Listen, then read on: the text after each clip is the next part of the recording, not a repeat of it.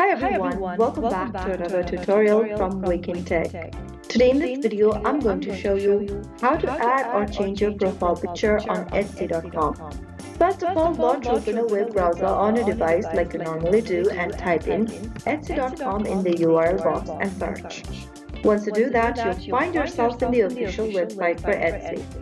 Make sure that you are logged into your Etsy account, and once you're in, go ahead and click on the account button at the top right corner or your profile icon, which will bring up this expanded menu.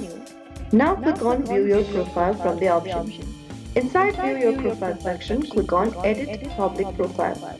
Now on the next page, click on the Profile Picture Choose File option, and this will take you to your device's library or camera roll, and you can then go ahead and select a profile picture for yourself and click on Open.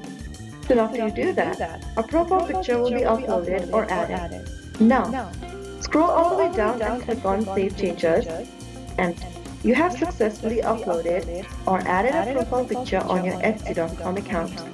Your new profile picture will now reflect in your profile.